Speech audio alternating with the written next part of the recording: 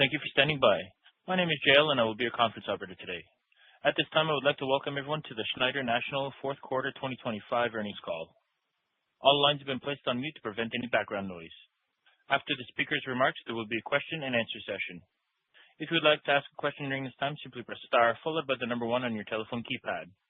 If you would like to withdraw your question, simply press star 1 again. I would now like to turn the conference over to Christine McGarvey, Vice President of Investor Relations. You may begin. Thank you, Operator, and good morning, everyone. Joining me on the call today are Mark Rourke, President and Chief Executive Officer, Darrell Campbell, Executive Vice President and Chief Financial Officer, and Jim Filter, Executive Vice President and Group President of Transportation and Logistics. Earlier today, the company issued an earnings press release. This release and an investor presentation are available on the Investor Relations section of our website at Schneider.com. Our call will include remarks about future expectations, forecast plans, and prospects for Schneider. These constitute forward-looking statements for the purpose of the safe harbor provisions under applicable federal securities laws. Forward-looking statements involve risks and uncertainties that could cause actual results to differ materially from current expectations. The company urges investors to review the risks and uncertainties discussed in our SEC filings, including but not limited to our most recent annual report on Form 10-K and those risks identified in today's earnings release. All forward-looking statements are made as of the date of this call, and Schneider disclaims any duty to update such statements except as required by law. In addition, pursuant to Regulation G, reconciliation of any non-GAAP financial measures referenced during today's call can be found in our earnings release and investor presentation, which includes reconciliations to the most directly comparable GAAP measures. Now, I'd like to turn over the call to our CEO, Mark Rourke. Thank you, Christine. Hello, everyone, and thank you for joining the Schneider call today. I want to begin by acknowledging that the fourth quarter results fell short of our expectations. When we provided our update last quarter, October results and market conditions were supportive of finishing 2025 at approximately 70 cents of earnings per share. However, November and much of December were materially more challenged than our guidance had contemplated, reflecting a very truncated peak season and poor weather conditions throughout the Midwest. We saw momentum as we exited the year, which we believe is a direct result of supply attrition in our industry in the last several months. We believe we're in the early innings of normalizing market conditions, in part due to the various regulatory actions being taken. Importantly, these actions are not only driving capacity to exit the market at an accelerated rate, but the ability to backfill new entrants is also increasingly diminished. We expect the full impact will likely be measured in quarters, not months. Still, the last several years have proved to be a challenging backdrop, and we are not satisfied with our results. During this downturn, we made strides in lowering our cost to serve and network, changes that are structural, and will improve our operating leverage going forward. At the same time, we have grown our dedicated offerings to nearly 70% of our fleet, increasing the durability and resilience of our truckload segment. We've created true differentiation and value in the marketplace in our intermodal offering and scaled our flexible, asset-light, tech-enabled solutions, all of which have been supplemented with our accretive acquisitions. We recognize that improvement in market conditions is needed for the full benefit of these investments to be evident, but we believe we will exit this down cycle more ready than ever to meet a market correction. We are not simply waiting for improved cycle dynamics. We enter 2026 with more conviction in the importance of continuing to execute our strategic initiatives to drive structural improvement in our business. We are carrying momentum from our cost savings program, including ramping synergies in our acquired companies, leading intermodal growth, including the recent launch of our intermodal fast track service, heavy dedicated startup activity, and network earnings improvement into this year. I will provide more commentary on our outlook and expectations for 2026, but first I want to hand the call over to Darrell, who will provide more comprehensive overview of fourth quarter results. Darrell? Thank you, Mark, and good afternoon, everyone. I will review our enterprise and segment financial results for the fourth quarter, along with our year-to-date cash flow trends, and provide a capital allocation update. Summaries of our financial results and guidance can be found on pages 21 through 26 of our investor presentation available on our investor relations website. In the fourth quarter, revenues, excluding fuel surcharge, were $1.3 billion, up 4% year-over-year. Our fourth quarter adjusted income from operations was $38 million, a decline of 15% compared to a year ago. Adjusted diluted earnings per share for the fourth quarter was $0.13, and $0.20 a year ago. As Mark referenced, fourth quarter results reflect more challenging market conditions than we previously anticipated in our guidance. October saw steady demand with elements of seasonality, though more subdued than is typical. Our guidance had assumed that trend would persist through the balance of the year, but demand turned sluggish in November, reflecting minimal peak activity as shippers worked down inventory, which created a significant volume shortfall versus our expectations. This was exacerbated by the poor weather in the Midwest that brought volume and cost headwinds. However, the sharp reaction of spot rates to the weather disruption demonstrates how the exodus of capacity in recent months has brought the market closer into balance. Volumes remained fairly muted until the back end of December when shippers began to feel the inventory drawdown and more actively sought out additional capacity as routing guides became stressed. This enabled us to realize some premium project business. Still, the strength exiting the year was compressed and not enough to offset the tempered demand that characterized much of the quarter. These more challenged market conditions were also compounded by extended and unplanned auto production shutdowns with certain customers and dedicated, spiking third-party capacity costs in logistics and heightened healthcare costs. Market dynamics in the quarter have masked our continued progress on our strategic efforts, including those related to improving asset efficiency and lowering our cost to serve. We achieved our targeted $40 million of cost savings, including synergies from the Common Systems acquisition. Our momentum will continue in 2026 with an additional $40 million of cost savings, which Mark will detail in his remarks. From a segment perspective, truckload revenue, excluding fuel surcharge, was $610 million in the fourth quarter, up 9% year over year. Truckload operating income was $23 million, a 16% increase year over year. Operating ratio was 96.2%, an improvement of 30 basis points compared to last year. The impact of the market was most evident in network, which remained unprofitable. Restoring profitability in network remains a key focus, and fourth quarter did see modest year-over-year improvement as our ongoing cost and productivity actions at least partially offset softer conditions and elevated healthcare costs. These actions include efforts to improve equipment ratios, rationalize non-driver headcount, and increase bill miles per tractor. As market conditions improved, we did see momentum in December in both productivity and realized price. Dedicated operating income grew year over year, benefiting from an additional 2 months of Cowan versus 2024. But volumes were not immune to market conditions, and we also saw adverse impact from unplanned auto production shutdowns with select customers.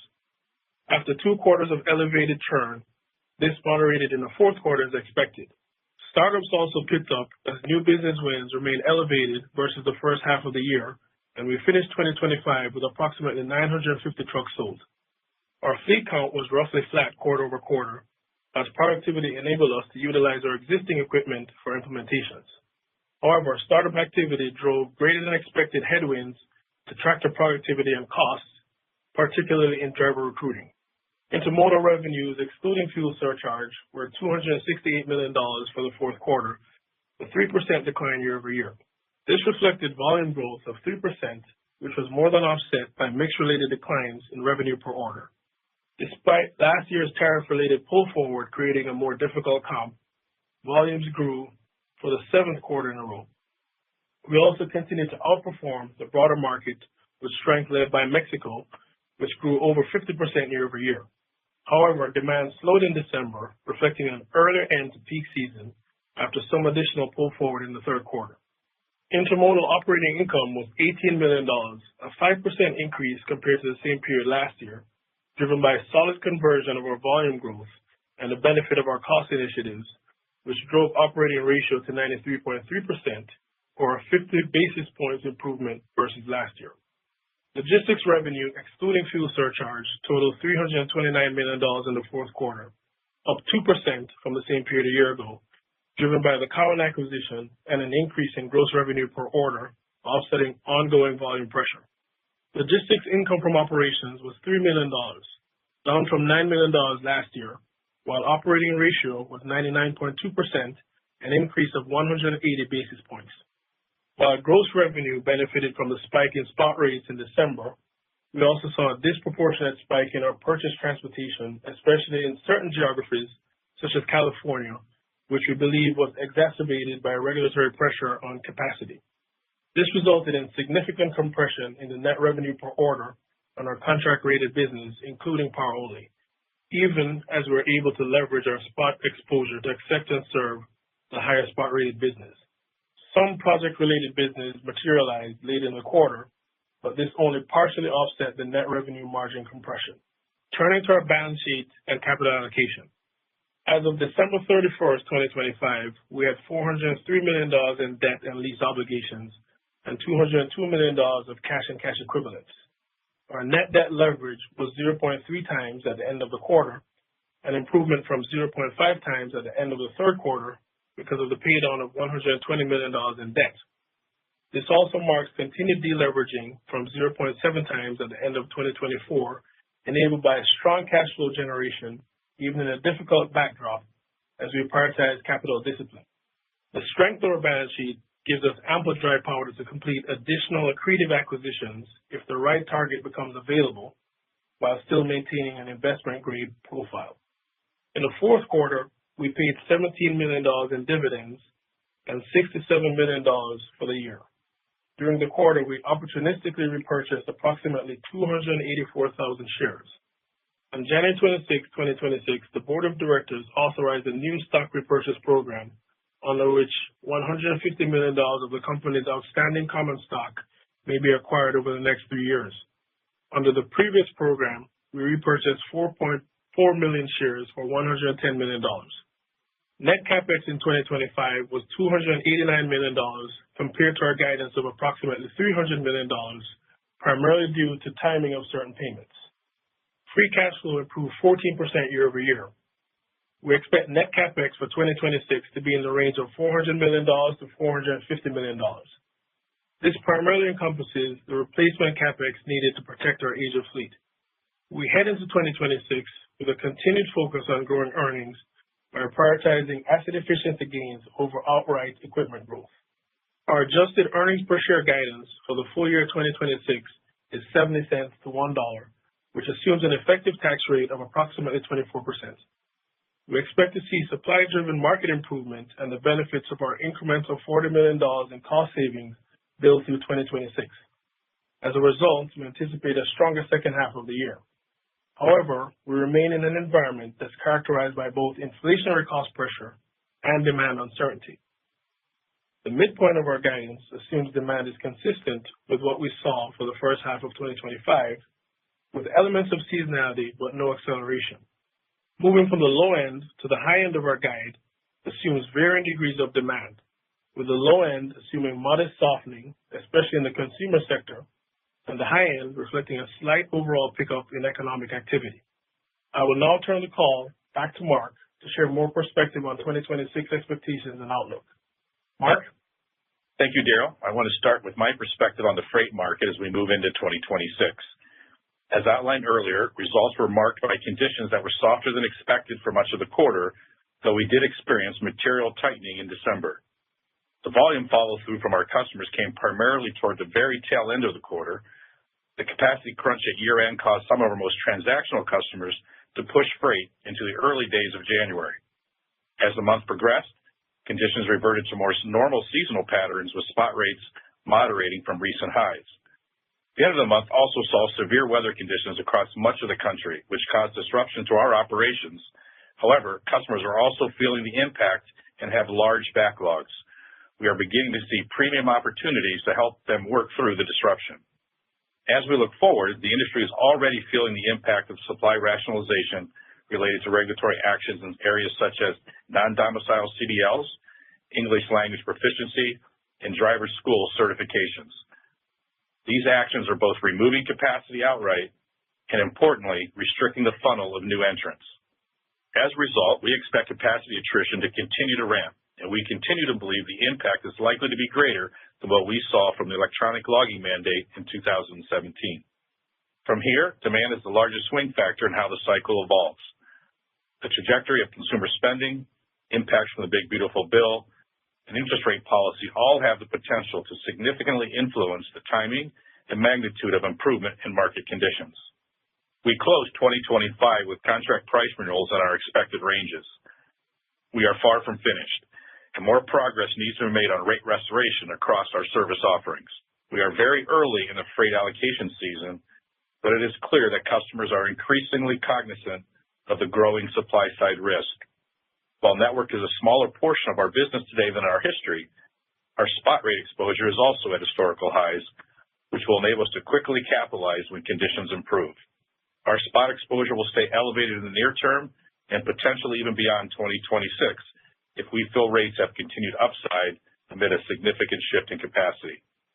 Beyond network, we also expect improved cycle dynamics to drive outperformance in rate and volume in our traditional brokerage, along with backhaul gains in dedicated and stronger over-the-road conversion in intermodal. We look forward to transitioning to a more supportive market.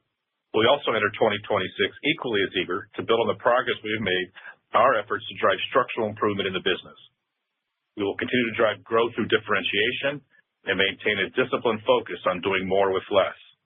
Beginning with our strategic growth initiatives in truckload, network remains a key part of our service offering, but we have made significant progress over the last several years to pivot the portfolio to more of a dedicated configuration.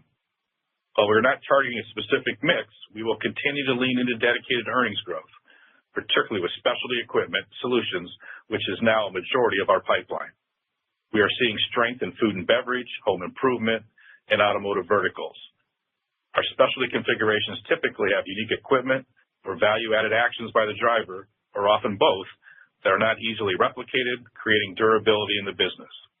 We are seeing strong momentum in building the early stages of our pipeline, creating a wide funnel to support continued growth, even as new implementations ramped up in the second half of 2025.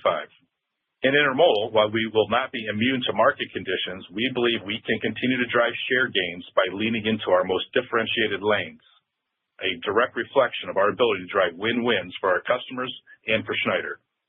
We expect Mexico to continue its growth leadership. The launch of our Fast Track offering, where our service reliability is exceptional, will drive incremental growth, and we are already seeing customer interest and conversion. Despite the strong growth in 2025, we see a long runway for over-the-road conversion amid more greenfield market opportunities. This includes opportunities from the changing rail landscape, where we remain engaged with both Eastern railroads. Finally, we'll continue to leverage our multimodal offering to meet our customer needs however they manifest. In 2026, we will optimize volumes between our network and logistics offering based upon market conditions. In the near term, more volumes will flow toward network, but as conditions strengthen, logistics will enable us to meet increased demand and scale revenue while maximizing network profitability. As we continue to execute our growth plans, we will remain disciplined in our approach, focusing on growing earnings through operational efficiency, regardless of market backdrop. As Darrell mentioned, we achieved our 2025 cost savings program. This was comprised of Cowan synergies, which continued to ramp in the fourth quarter, and broader productivity-led cost reductions.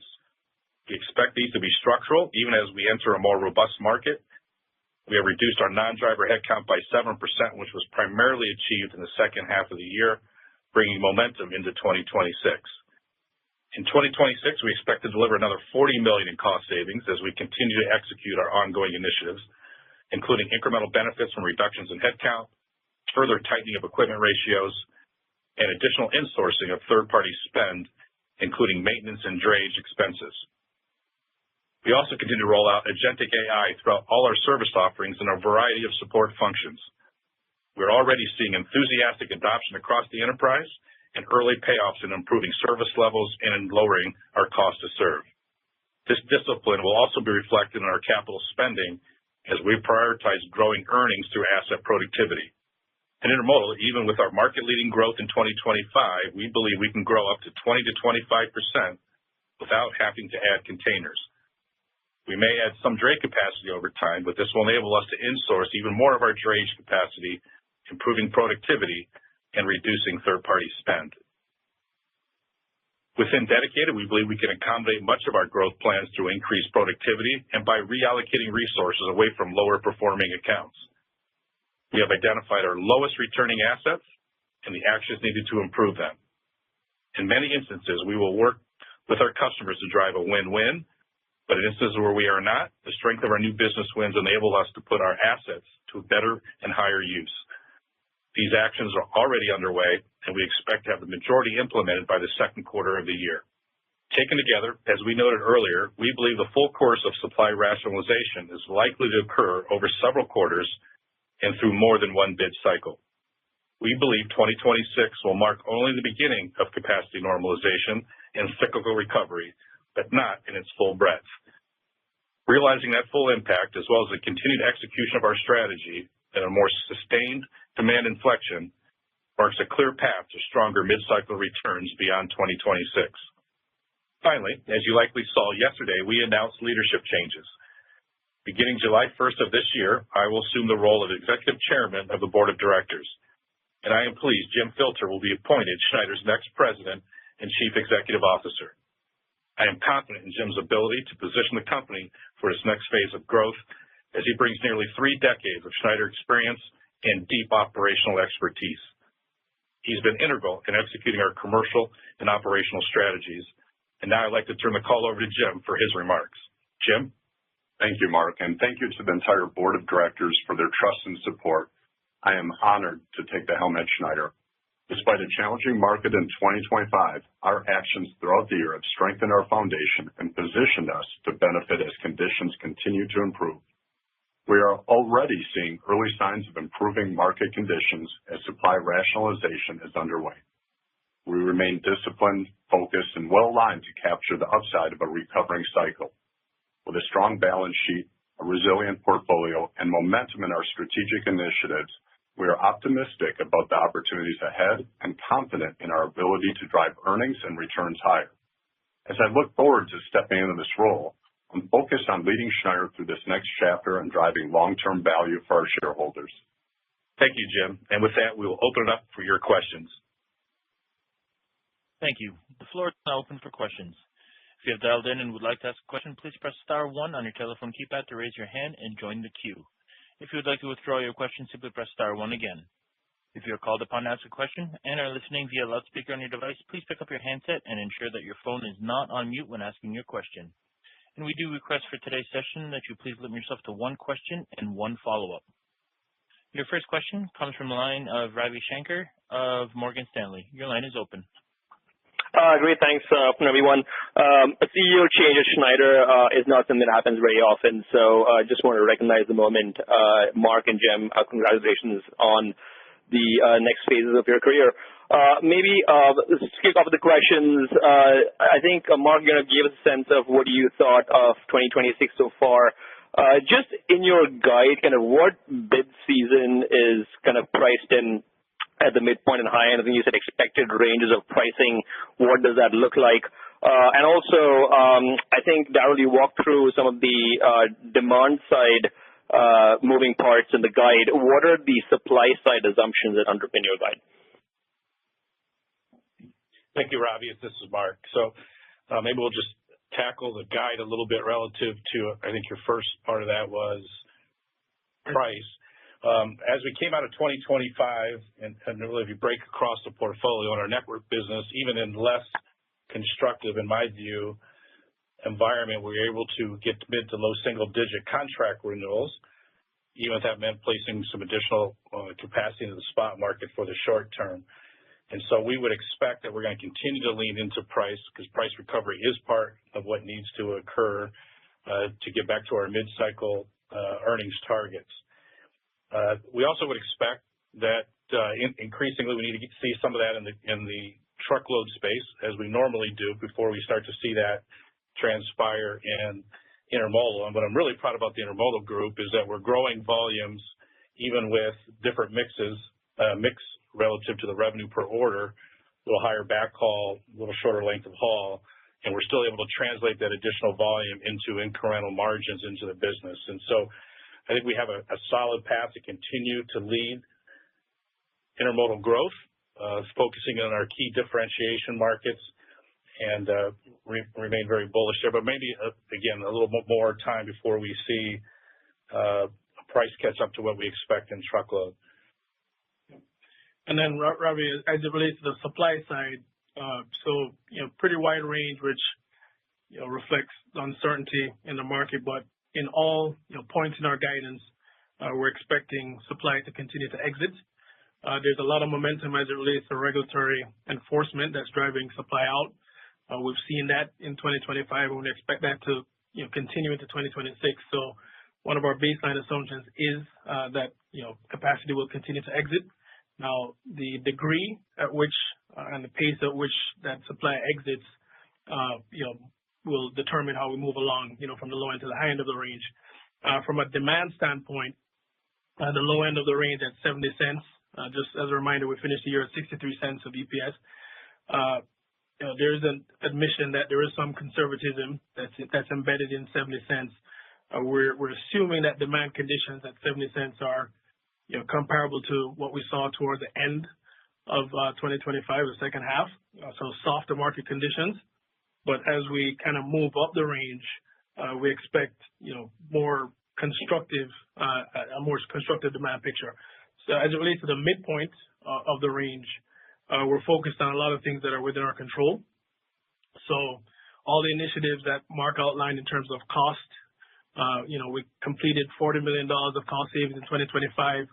We expect to continue and sign up for another $40 million in 2026. So that's embedded within the midpoint of our range.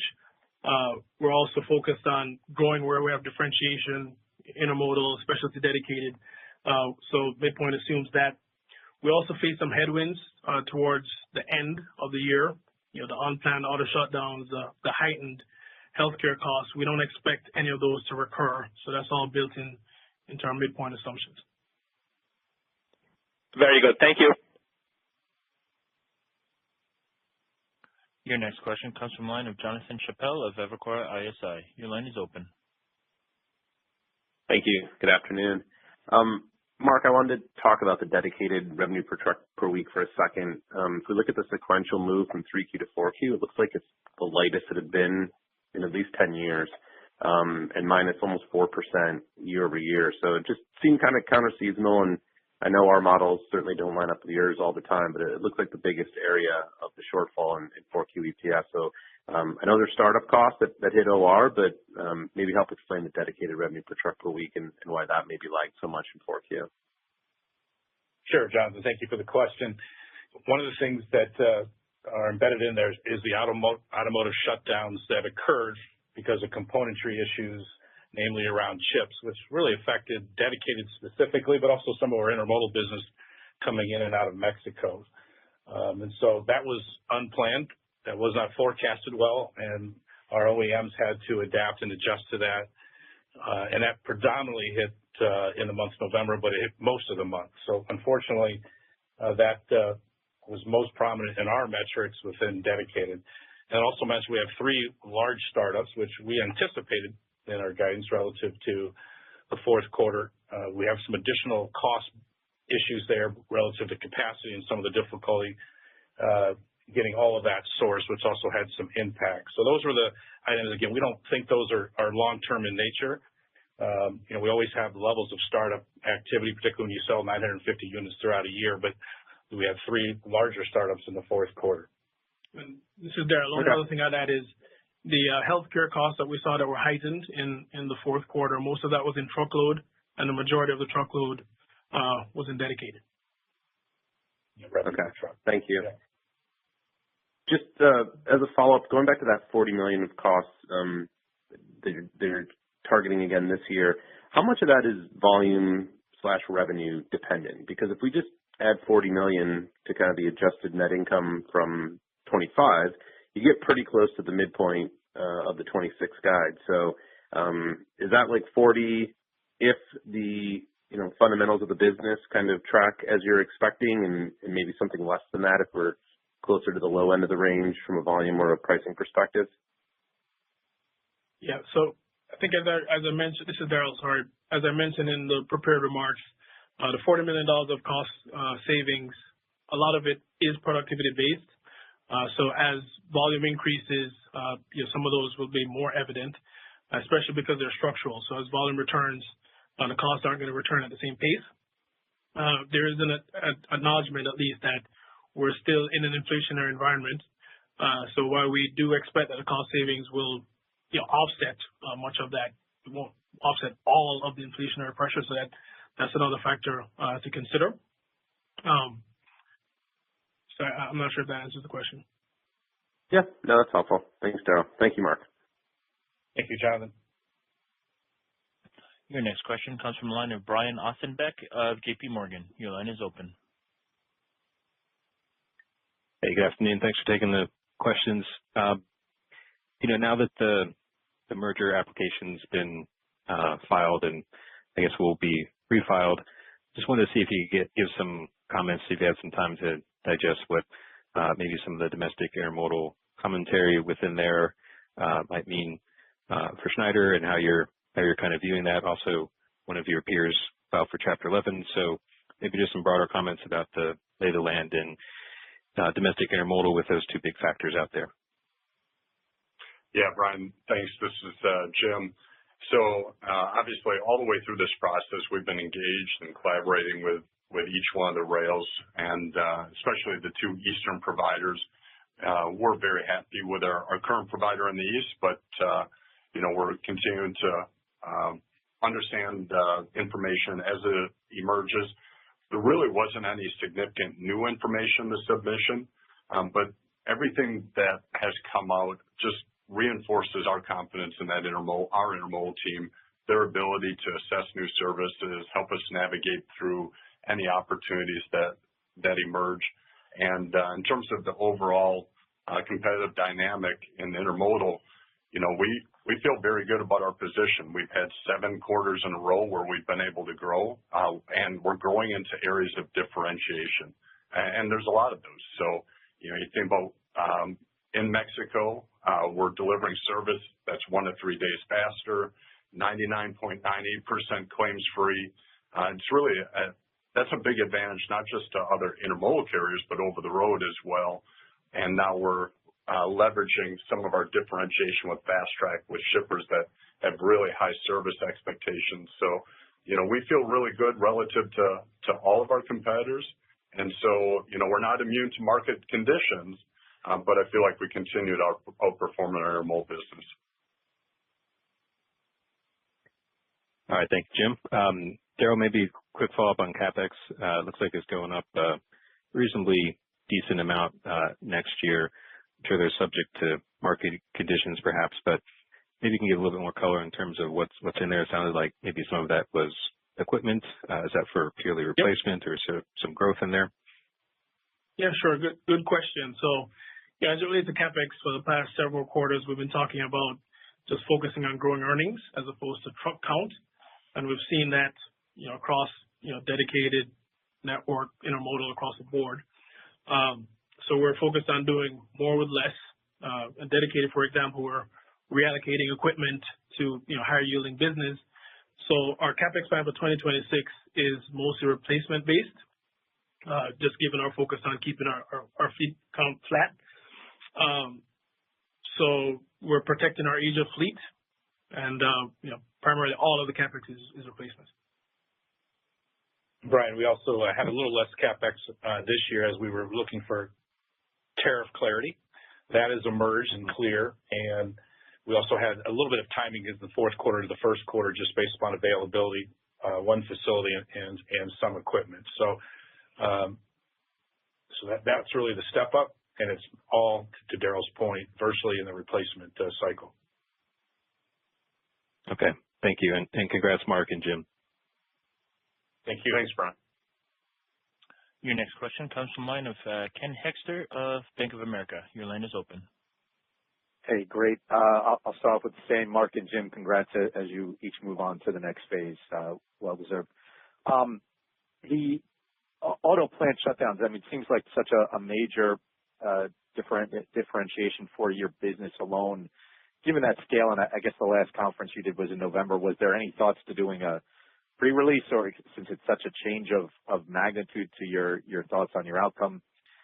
And then I guess as you look forward to the operating ratio, right? So typically you deteriorate about 220 basis points into the first quarter at truckload. And I know you don't do quarterly rollout, but maybe just given a couple things you threw out there, Daryl, on the timing of cost savings or as the $40 million rolls in? Anything you want to kind of talk about differentiation from normal, given where we're leaving off and the different dynamics here? Yeah, Ken, let me take the first one as it related to the automotive. And certainly one of the items that we've leaned into in diversification of our revenue base is looking for new growth opportunities. Manufacturing was one of those that we had targeted, and production part automotive is playing a bigger role in our portfolio, which in many conditions is a very good thing. And there was a lot of uncertainty. Our OEMs didn't know exactly all was going to happen there when that problem occurred, and so we didn't have full understanding clarity as our customers were working through that. But one of our acquisitions and certainly our organic dedicated growth has had success in the production automotive parts. And so in 2026, that's a development that's a bit more of our story, which we think in the long term is a very good thing, particularly as we continue to leverage our strengths in and out of Mexico and the importance to the automotive industry relative to the Mexico base. So we would have liked to have clear visibility to that in a whole host of ways, but that was an emerging issue that a number of our OEMs had to work through, and they worked through that to varying degrees of success to keep production up. So that's really what occurred there, and from a transparency standpoint, and then we'll follow up on his other question. Yeah, the other question on just timing of cost and cost savings. So a lot of the cost savings, again, are structural, but also relate to productivity. The expectation is that the second half of the year shows more improvement, and that follows through also with cost, similar to what we saw in 2025, where there was a ramp throughout the year. Some of the initiatives are going to be consistent throughout the year, such as the non-driver FTE reductions, but anything productivity based would be more back half weighted. Okay. And then as it relates to the first quarter, we're off to a very interesting start, obviously, with the weather conditions and the disruption that we're feeling, but also our customers are feeling. And so we believe there is a backlog of significance across the supply chain just because of the entire breadth of the weather, and it looks like we may have another one coming at us this weekend. So I think that comes with opportunity, and it comes with depth of our portfolio that we're going to be able to respond, and I think we'll be able to leverage how we help customers deal with that and be paid reference to the value that we're going to create. And so we're seeing some of that emerge already, Ken, but I think it'll come down to how does that whole quarter play out from the cost, the recovery, and the demand catch up. So the company and we are poised to take advantage and be there for our customers, and it's a really, really disruptive time just based upon the extent of the storm and the impact. Yeah.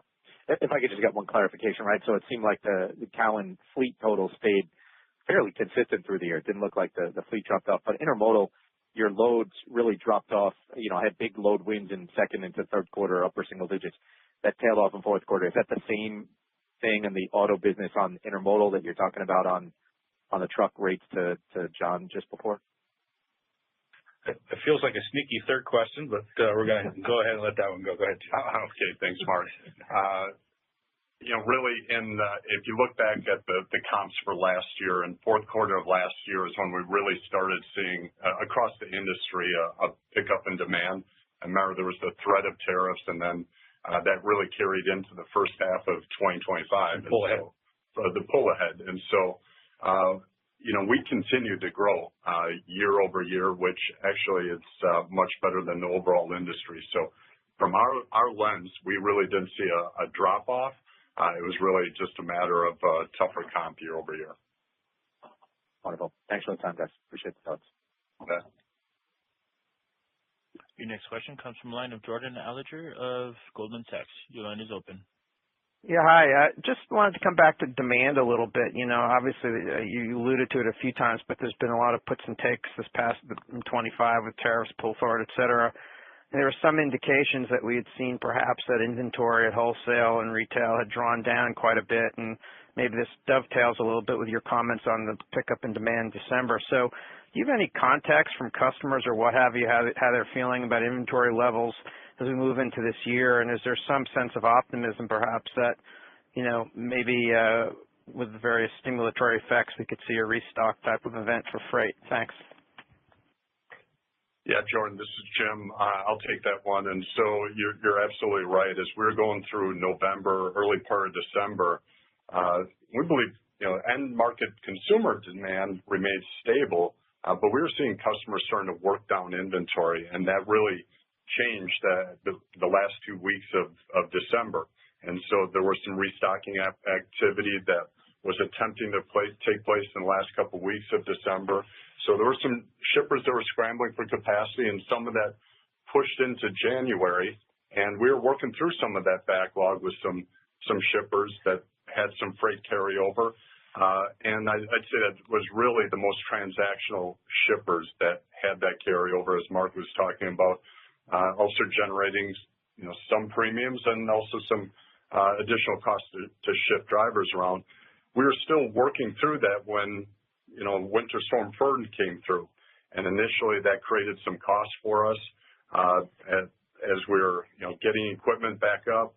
We've been operating through that. We're not completely clear, and now we have another storm coming through, and so I think some of this carryover is going to continue for a few more weeks as we look out there. And so we have some of those activities taking place. I'd say that impact is going to be disproportionately negative for the most transactional customers. And historically, when we look at these things, the spot rates, it's not just a quick event. It goes up higher over multiple weeks, and it starts, in the area that's immediately impacted, but then expands beyond that as capacity is dislocated. And then, if we look further out on the horizon, there's a lot of positive catalysts that we see out there, whether it's from capital investments as a result of the One Big Beautiful Bill Act, some strong tax refunds, interest rate cuts that start to spur home investment again. And so, positives out there. But that being said, we've seen some head fakes before. And while we are absolutely seeing supply come out of the market already, we're still waiting a little bit for those demand catalysts to convert before we completely underwrite it.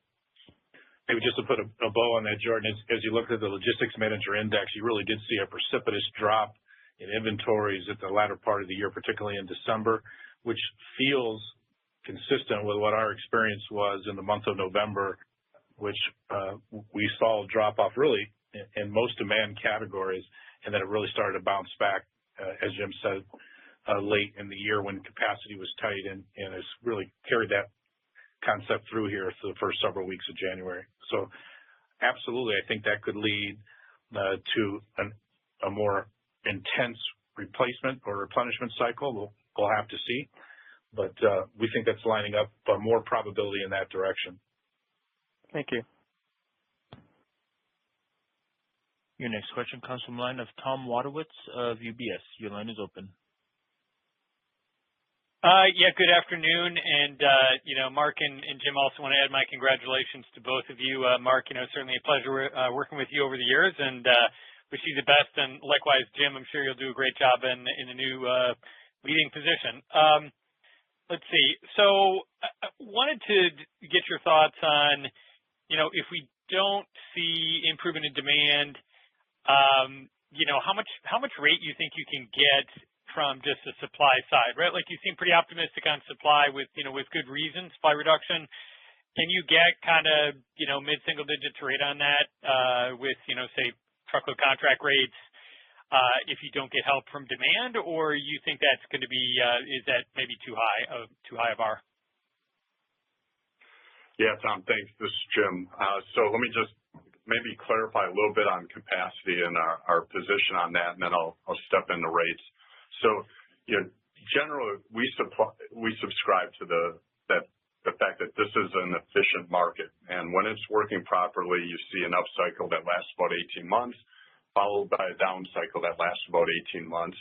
And here we are 4 years into a down cycle, so something is different, not normal. We've been talking about shadow capacity for quite a while, and that's coming from non-documented workers that are able to get CDLs, CDL mills, graduating students without the investment to become safe drivers, drivers that don't meet the English language proficiency, B1 committing cabotage, and ELDs that are self-certified improperly. So the step up in enforcement that we're starting to see that's not only removing capacity, but that's starting to constrict the top of the funnel with new drivers entering. And in particular, the most irrational capacity is what's exiting. And that's what's, we believe, creating a condition that will enable the market to adjust. And, we're starting to see that when you have a little bit of tightness out there. We also see it in our own business. We see that in our driver recruiting volume moderating.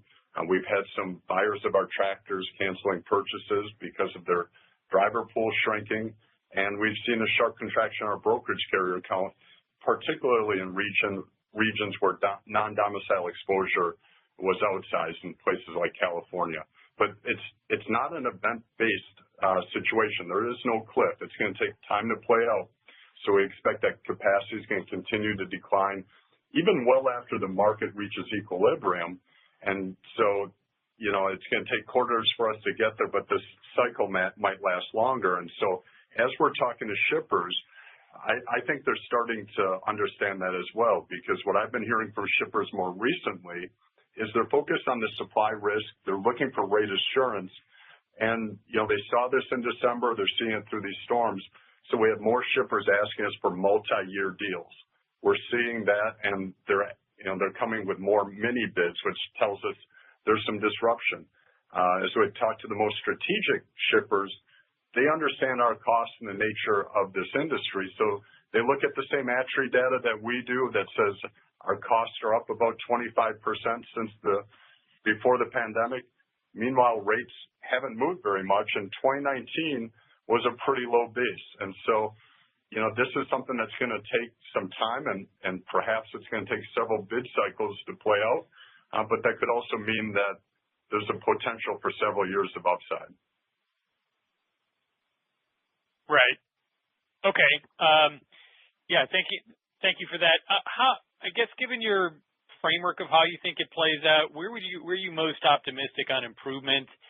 I guess from a margin perspective in 2026, do you think brokerage could really kind of, move beyond the squeeze and do really well? Do you think intermodal, like shippers, start to really, kind of give you more volume, or is it all about rate and truck? Just how do you think about, where you might see a stronger opportunity for improvement in 26? Yeah. Thanks, Tom. So the first place that I would expect that we're going to see that improvement is going to be in our network business. That's where we have an outsized exposure to the spot market today, higher than what we normally have. So I think there's opportunities to see that move very quickly. You mentioned intermodal. I do believe that we're well positioned to capture some additional upside when that truckload market improves, and inventory levels are, starting to be replenished, that we'll be able to take opportunities there. And then our logistics business is very nimble. And so I think when there's disruptions out there in the marketplace and customers are looking for a broad portfolio to solve problems, they really become that glue that jumps in and can provide great service to the customer, but also returns back to the enterprise. And Thomas, I'd also add on dedicated, I think one of the underappreciated facts about dedicated is the value that you can provide as a multimodal platform that we have relative to backhaul efficiencies. With the 8,500 trucks operating in various configurations, there is opportunities to drive value back to the shipper, but also to ourselves relative to margin enhancement. And this is one of the really great places of using agentic AI to talk to other agent AI to garner efficient volumes on our backhauls that can, it's a very high incremental margin play for us. And so we're really leaning into that. The scale that we have in dedicated allows us to really take advantage of that. And it's also one of the values of having a logistics offering and a network business, is because we can leverage those various channels to achieve that. So I'm very bullish as well that with what we have available to us in dedicated, that we can still drive self-help, margin improvement on a whole series of approaches, and backhaul being one of them. Do you think you'll see good responsiveness in dedicated too, as freight picks up? Yeah, I do. Because you look at a couple of things. We had a terrific year of selling 950 units of new business. We didn't see all that obviously translate into the count of the fleet. And that's because we have opportunity now to drive efficiency, because some of that churn we experienced last year wasn't true lost business. It was current customers not having as much demand, and that brought a correction in the number of units that we placed against those contracts. So if there's demand improvement, there's automatic improvement in our account structures because of what kind of went backwards a bit in 2025 when they didn't have the demand, and plus the margin enhancing opportunities I'm talking about here with backhaul. Right. Okay, great. Thanks for the time. Thank you. Your next question comes from the line of Bruce Chan of Stifel. Your line is open. Hey, good afternoon, team. This is Andrew on for Bruce. I just wanted to discuss consolidation in dedicated and how you guys are thinking that's going to affect the competitive dynamic, and what's your expectations for the trend of more consolidation in the industry, and maybe what's you guys' appetite for dedicated M&A at this juncture versus other capital allocation priorities. Thanks. Yes, from a capital allocation standpoint, obviously organic growth is our number one objective there. But we've been a player in the dedicated consolidation with 3 primary dedicated acquisitions over the last 3 years. Our balance sheet and our deleveraging even further has allowed us ample opportunity to even consider something larger than what we've done to date. So, we have not lost appetite. Each of those acquisitions have done very, very well for us. We've really gained our stride relative to getting after synergies, how to assess those things.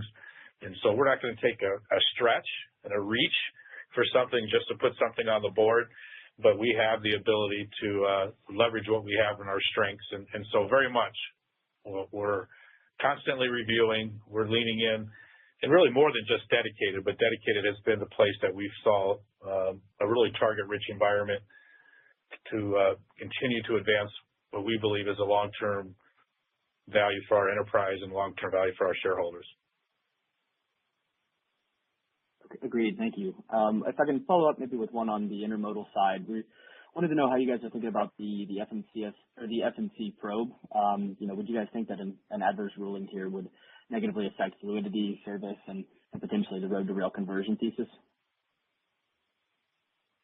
I'm not sure we caught that front end of that question. Can you do that again, please? Sure. Yeah, it's about the FMC probe. We're just wondering if an adverse ruling there would affect fluidity and service. Yeah, I think primarily what that impact would be on the ocean side rather than for domestic carriers.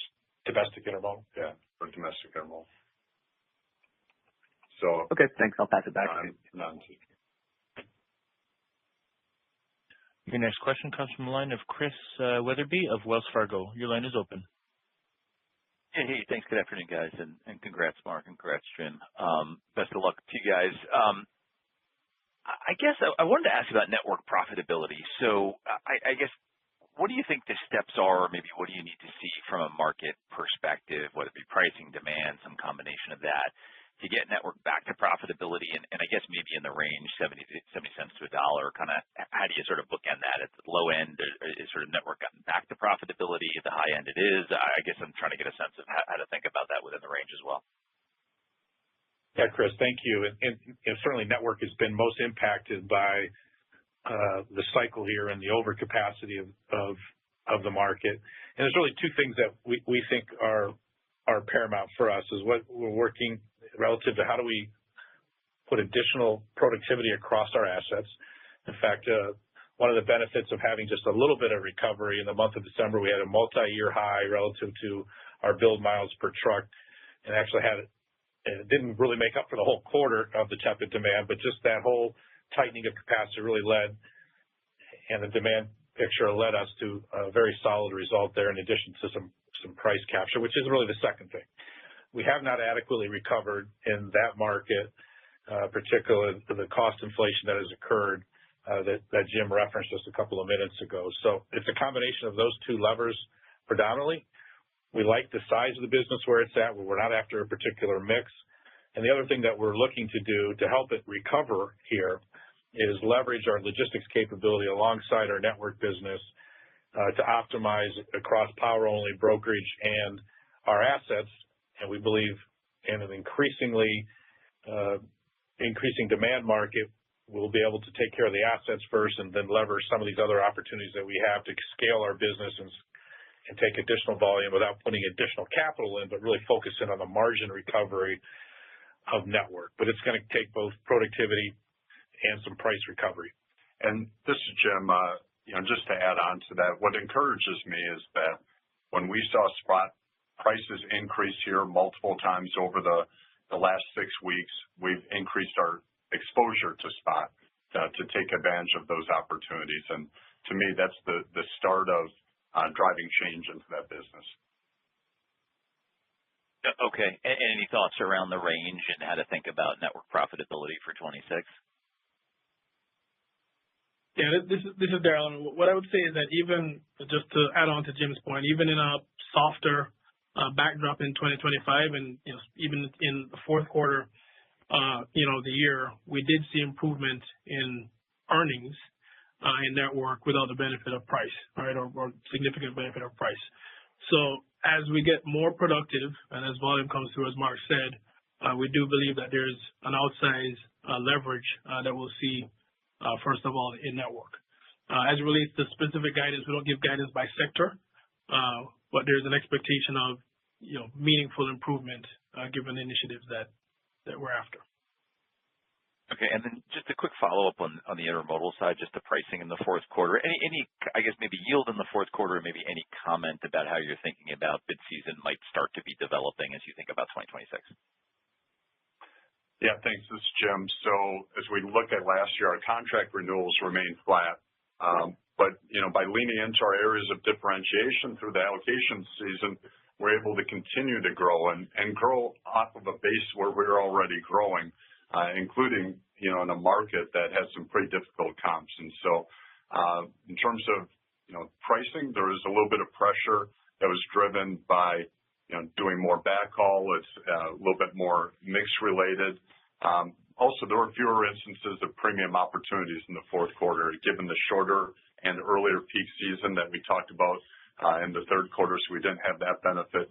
As we're looking going forward, expect that we're going to continue to lean into those areas of differentiation and be able to grow through the allocation season. Yeah, so the improvement in intermodal did not come with an improving market of premiums or project quote work in this fourth quarter. Yeah, just to tack onto that, for the year, we delivered nearly 20% operating income growth for intermodal with little help from the market, and that's really because of growing in areas of differentiation. Got it. Thanks so much for the time. Appreciate it. Thank you. Your next question comes from the line of Ari Rosa of Citigroup. Your line is open. Hi, good afternoon. So I wanted to get your thoughts on how you think about normalized mid-cycle earnings potential. There's a lot of moving pieces, obviously, with the cost-cutting initiatives and the acquisitions that you've done that you referenced. Especially as I think it was Mark who mentioned it might take a couple of bid cycles to get back there. Just how are you thinking about what mid-cycle earnings could look like for the business, and if it takes a couple of bid seasons or bid cycles, does that mean we're talking about something beyond 27? Is it really kind of 28 or 29 before we start to see that type of performance from the business? Thanks. Great. Thank you for the question, Ari. Yeah, we think certainly we're not guiding out to 28 and 29, but we think we can certainly get traction, a meaningful traction towards our long-term targets across our various sectors. We don't think we'll probably get all the way there, obviously, through one cycle in the 2026 season, but I certainly I wouldn't want to leave the impression that it's going to take the 28 to 29. We'll provide more updates as we get through the year and how we're progressing in the business. But we think this market, and I always like to look what's different now than what maybe you came into last year's condition. There's just, in our view, more favorability, certainly on the supply side. There appear to be more catalysts on the demand side. And we're experiencing, just in these most recent events, the really fragile nature of what happens when you get demand and capacity a little bit closer. And so, again, how well those things and the speed from which that demand and the capacity hits, I think will dictate the speed from which we get back to the mid-cycle returns. we have a lot of self-help items that we have that we can get there and make material improvement without it being just what's going on in the broader market. Thank you. We've run out of time. That concludes our Q&A session. This also concludes today's conference call. You may now disconnect.